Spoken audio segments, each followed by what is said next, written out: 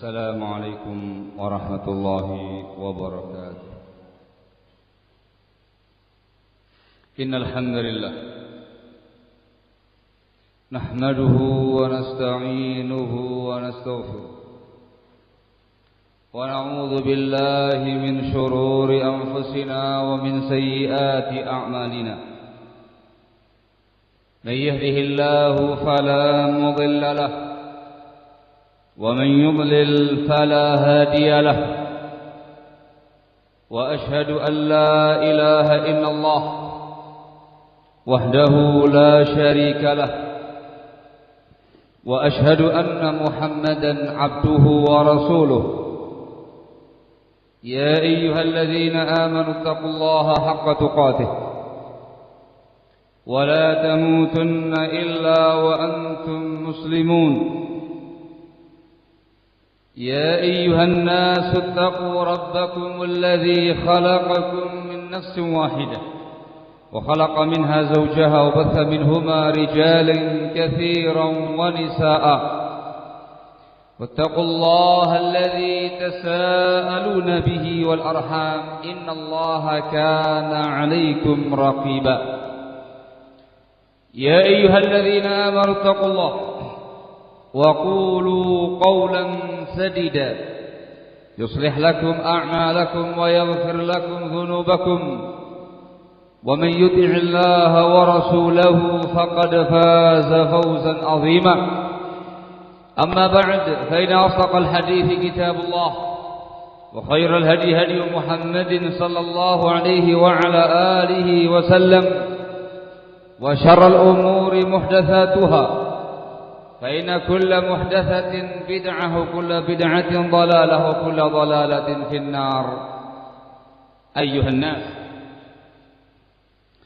Ma'asyiral muslimin, sidang jamaah Jumat rahimakumullah. Sungguh kenikmatan Allah Azza wa Jalla yang Allah berikan kepada kita semua sangatlah banyak, sangatlah besar, yang tidak mungkin kita sensus, tidak mungkin kita hitung, tidak mungkin kita bisa mengetahui seluruhnya. Ada nikmatun khassah, ada nikmatun ammah, ada kenikmatan yang sifatnya khusus untuk masing-masing kita, individu insan, khususnya individu muslim. Kenikmatan yang kita rasakan sangatlah banyak, sangatlah besar untuk masing-masing kita. Di sana juga ada nikmatun ammah, kenikmatan yang umum yang dirasakan oleh banyak pihak. Tidak hanya dirasakan oleh individu insan, individu muslim, tapi dirasakan oleh banyak pihak, banyak kalangan, dirasakan oleh satu tempat, satu daerah, satu wilayah, bahkan mungkin dirasakan oleh satu bangsa dan sebuah negara. Kaum muslimin rahimakumullah, di antara kenikmatan Allah Azza wa Jalla yang Allah berikan, nikmatun ammah, nikmat yang umum untuk segenap umat manusia, terutama kaum muslimin di sebuah bangsa, di sebuah negara, ialah nikmatul istiqlal al-watani. Kenikmatan dalam bentuk memiliki sebuah negara yang merdeka. Merdeka dalam sebuah bangsa, dalam sebuah negara. Kaum muslimin rahimakumullah, perlu dihayati bahwasanya kemerdekaan sebuah bangsa merupakan nikmatun azimah minallah, kenikmatan yang begitu besar dari Allah Azza wa Jalla, apalagi di negara tersebut mayoritasnya adalah kaum muslimin. Dengan negara yang merdeka, mereka bisa melakukan apa saja yang mereka inginkan dengan tanpa ada tekanan dari pihak manapun. bebas tanpa tekanan, merdeka tanpa jajahan, mengisi dan membentuk kemerdekaan tersebut sesuai dengan kehendak kita. Untuk kaum muslimin tentunya sesuai dengan bimbingan Allah Azza wa Jalla dan bimbingan Rasulnya alaihi salatu wassalam. Negara kita NKRI merupakan salah satu negara yang mendapatkan nikmat tersebut. Bangsa yang besar, negara yang begitu besar, diberi anugerah oleh Allah Azza wa Jalla nikmat yang begitu besar, nikmat al-istiqlalul watani, nikmat dalam bentuk negara yang merdeka, mendapatkan kemerdekaan dalam berbangsa dan bernegara. Maka wajib bagi individu-individu warga negara Indonesia ini, terutama kaum muslimin, untuk mensyukuri nikmat yang besar ini. Disyukuri dan betul-betul diwujudkan syukur tadi sebagai upaya, sebagai bentuk untuk mengisi hari-hari kemerdekaan. Pada kesempatan khutbah Jumat yang lalu yang kita singgung terkait dengan masalah bagaimana kita merayakan sebuah kemerdekaan, harus dengan cara-cara yang syar'i. Tidak boleh merayakan kemerdekaan dengan cara-cara yang mungkar atau cara-cara yang maksiat kepada Allah Azza wa Jalla. Bulan kemerdekaan telah lewat. Maka pada kesempatan kali ini yang akan kita singgung ialah bagaimana kita mengisi hari-hari kemerdekaan sebagai bentuk syukur kita kepada Allah Azza wa Jalla yang telah menganugerahkan kepada bangsa kita, negara kita, al-istiqlalul watani, negara yang merdeka. Kaum muslimin rahimakumullah, dikarenakan kita sebagai umat Islam, kaum muslimin yang punya prinsip, yang punya akidah, yang punya Al-Quran, yang memiliki bimbingan Nabi kita Muhammad alaihi salatu wassalam, memiliki para tokoh-tokoh Islam, ulama-ulama Islam, tentu sudut pandangnya Islam. Bagaimana kaum muslimin umat Islam dalam bangsanya, dalam negaranya mengisi hari-hari kemerdekaan sebagai bentuk syukur mereka kepada Allah Azza wa Jalla. Kaum muslimin rahimakumullah, ketahui syukur nikmat ada 3 rukun. Ada syukrun bil qalbi, ada syukrun bil lisan, ada syukrun bil jawarih wal arkan. Ada syukur dengan hati. Maknanya kita sebagai umat Islam harus yakin seyakin-yakinnya kenikmatan ini murni dari Allah Azza wa Jalla. Kita harus meyakininya, kita harus mengakuinya, kita harus mengimaninya. Negara kita merdeka merupakan nikmat dari Allah Azza wa Jalla. Kita hanya berupaya, orang-orang dahulu kita, pendahulu kita hanya berupaya dan berusaha. Selebihnya itu merupakan nikmat dari Allah semata. Bukan karena kemampuan kita, bukan karena kepandaian kita atau kekuatan kita, tapi murni dari Allah Azza wa Jalla. Yakini itu. Wa ma bikum min ni'matin fa min Allah. Semua kenikmatan yang ada pada kalian semua dari Allah Azza wa Jalla. Ini akidah, ini prinsip.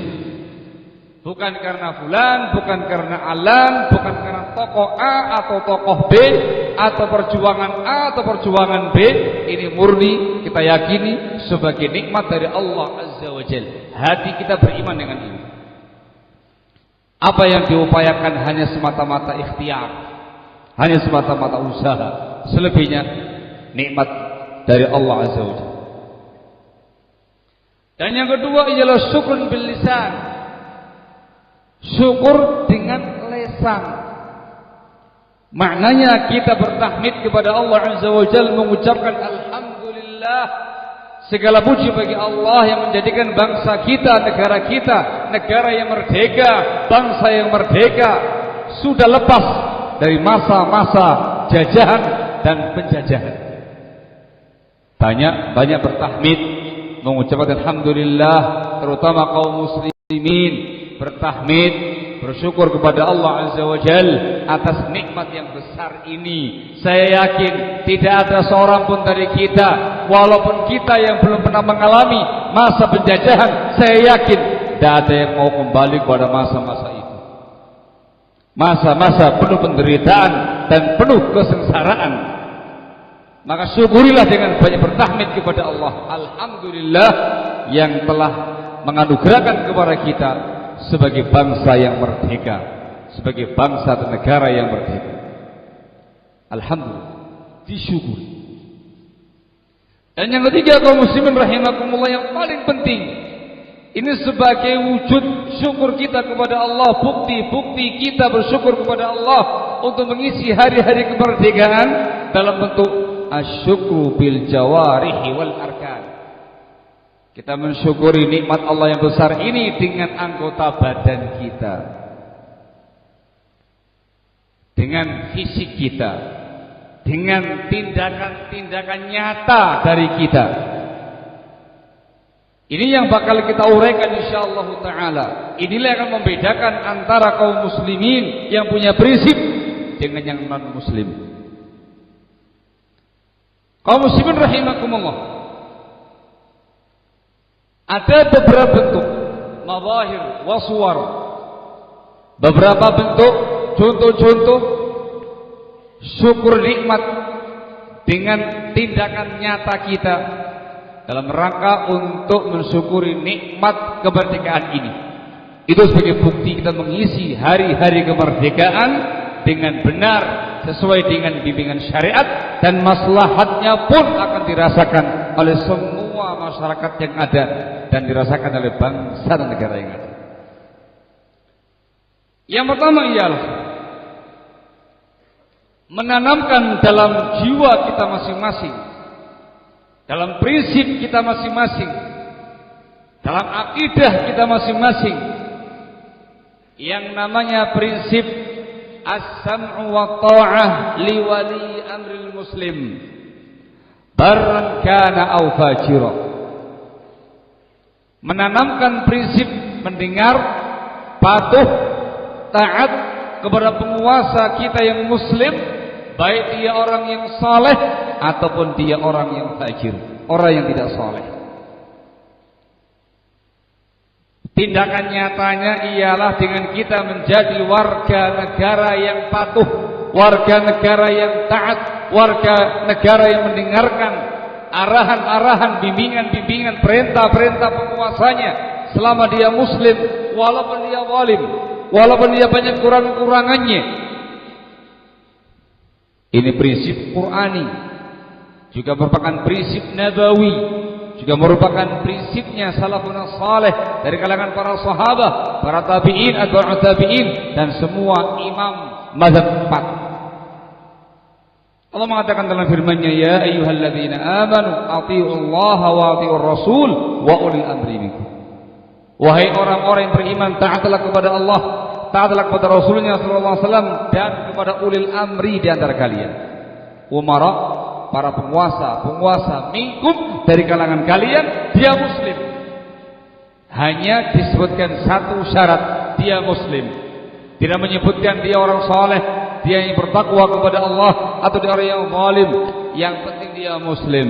Mau dia saleh atau dia taleh, mau dia adil, mau dia zalim, mau dia orang yang baik atau orang yang fasik, selama dia muslim, taati penguasa kalian dalam perkara yang ma'ruf, dalam perkara yang baik.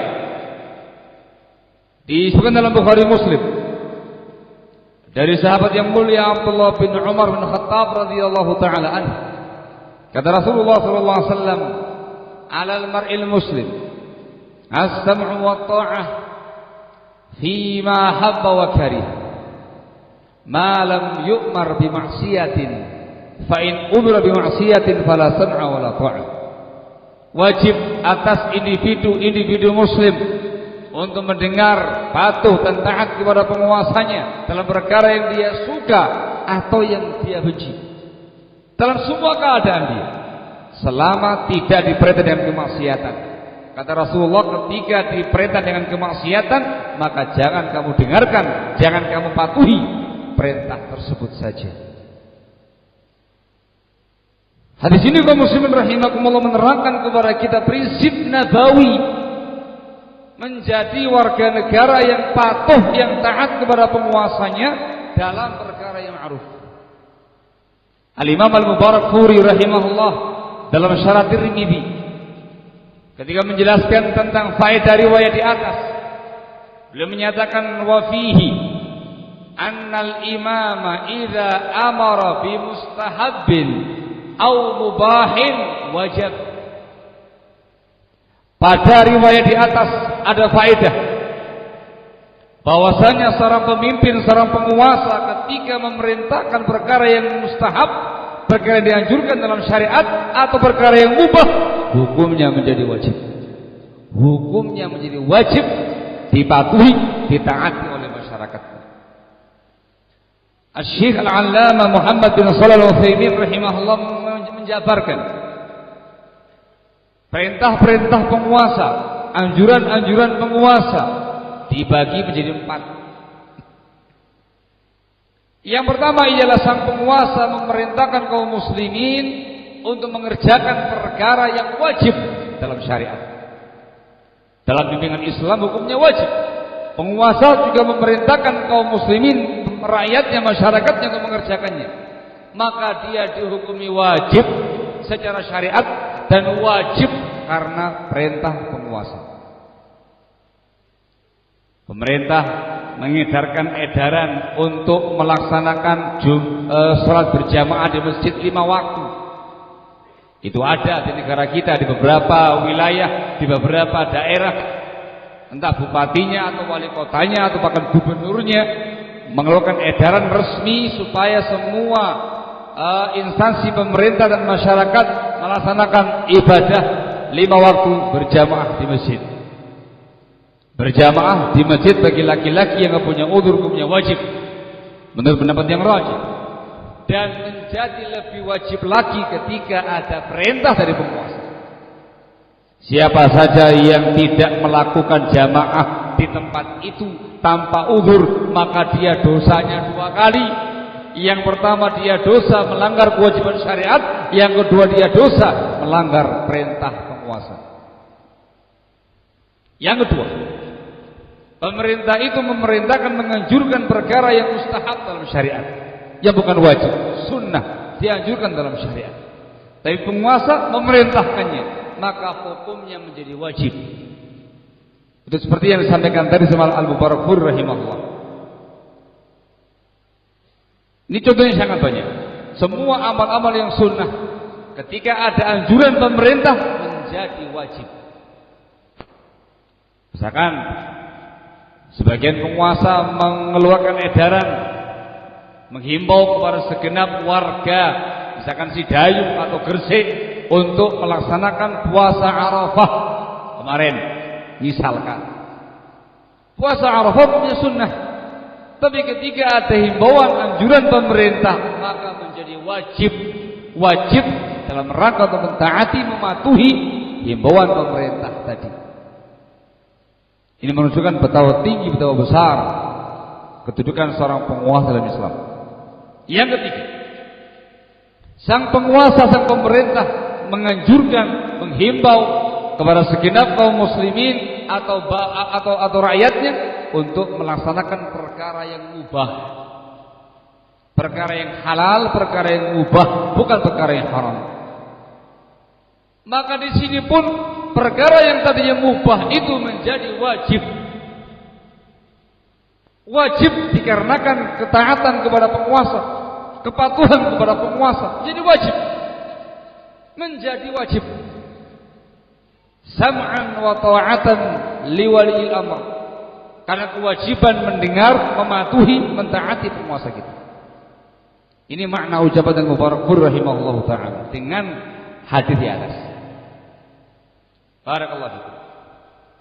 Edaran dari pihak penguasa desa mengeluarkan edaran, misalkan menghimbau warga untuk melaksanakan kerja bakti, bersih-bersih desa.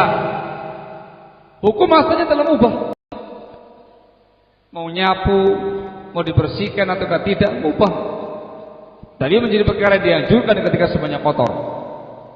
Kalau semata-mata untuk memperindah desa itu mubah. Tapi ketika ada anjuran, ada perintah dari penguasa desa, di sini adalah kepala desa atau Pak Lurah, maka menjadi wajib.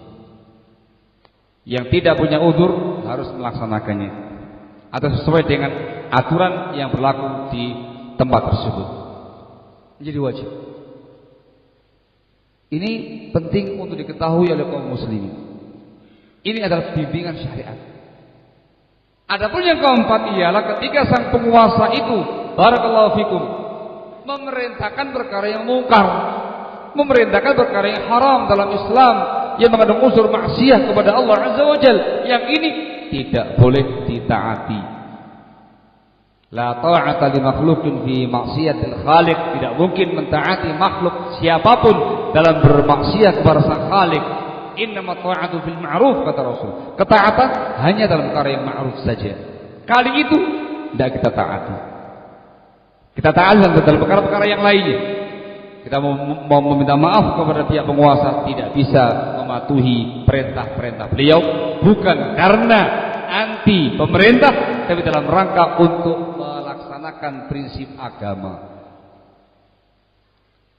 Ini semuanya kaum muslimin rahimakumullah, ketika dijadikan prinsip oleh semua umat Islam di NKRI dan diteruskan oleh semua warga masyarakat NKRI, maka dijamin negaranya akan tentram, negaranya akan aman, negaranya akan sejahtera, negaranya akan damai. Dengan prinsip yang mulia ini. Ini adalah bukti syukur kita kepada Allah atas nikmat yang begitu besar, nikmat kemerdekaan bangsa. Ini wujud nyata kita mengisi hari-hari kemerdekaan yang ada ini. Akan kuat, akan kokoh, akan stabil bangsa ini dengan prinsip ini. Kalau sudah menyatu dalam akidah umat Islam prinsip yang mulia seperti ini, tidak akan ada yang berani melakukan tindakan-tindakan hujatan-hujatan kepada penguasanya, atau menjatuhkan kehormatan penguasanya, atau gerakan anarkis, atau tindakan teror, atau tindakan-tindakan yang lain-lainnya, separatis dan segala macamnya, nggak bakal ada. Semuanya mendengar, patuh, taat kepada penguasanya dalam perkara-perkara yang mulia tadi, atau dalam perkara yang mubah, bukan dalam perkara maksiat kepada Allah. Maka negara akan semakin tentram, damai, sejahtera, semuanya akan tumbuh dengan cepat. Perekonomian cepat, sosial kemasyarakatan cepat, pertahanan kokoh, semuanya akan baik dengan prinsip yang mulia ini. Maka kaum muslimin rahimakumullah, tidak salah ketika Nabi kita Muhammad sallallahu alaihi wasallam di akhir masa hidupnya memberikan wasiat kepada para sahabatnya, mau'izah yang begitu mengena, yang membuat mereka begitu tersentuh, menangis. Dan ketika mereka memohon nasihat, memohon wasiat, yang beliau sampaikan ialah usikum bitaqwallahi azza wa jalla was-sam'i wa ta'ah wa in ta'ammara 'alaikum 'abdun habasyi. Itu di akhir hayatnya Rasul.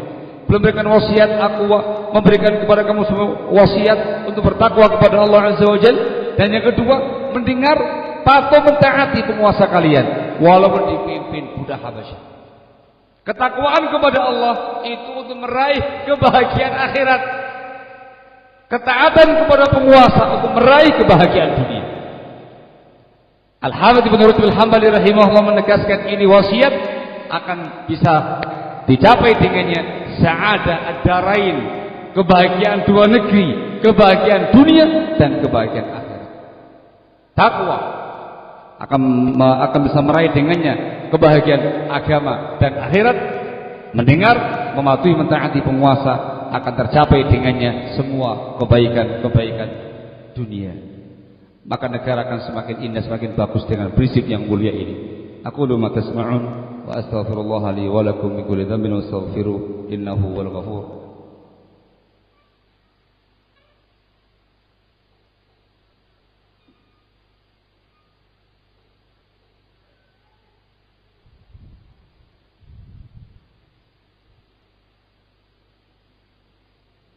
Alhamdulillah wassalatu wassalamu ala Rasulillah wa ala alihi wa sahbihi wa mawalah, amma ba'd.